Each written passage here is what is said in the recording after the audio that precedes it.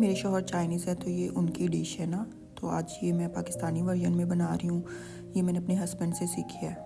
Culture जितना भी मुख्तलिफ होना, जो जायका होता है ना, वो इंसान को जोड़ ही लेता है। सच बताऊँ तो मुझे शुरू से टोफू समझ में ही नहीं आता था। मुझे ये रबड़ जैसा लगता था ना, लेकिन जब मैंने टेस्ट तो नहीं किया हुआ था, फिर जब मैंने टेस्ट किया तो मुझे पता चला ये तो बहुत मज़े का बनता है। तो मैंने सोचा मैं भी ट्राई करूँ।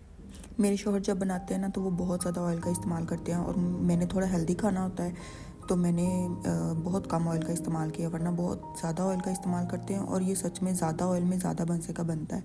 इसके साथ वाइट बॉयल्ड राइस हों और ये टोफू हो, तो मैं कहती हूँ आपको कुछ और चाहिए नहीं। ये हर रोज़ भी मिले ना तो बहुत मज़े का लगता है, मतलब इससे दिल नहीं भरता।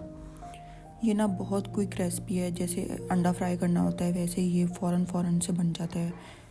शौहर मेरे ना कोई भी खाना बनाए ना तो बहुत तेज़ आंच पे बनाते हैं, और मैं थोड़ा स्लो आंच पे बनाती हूँ। आप भी ट्राई करें और एंजॉय करें। अल्लाह हाफ़िज़।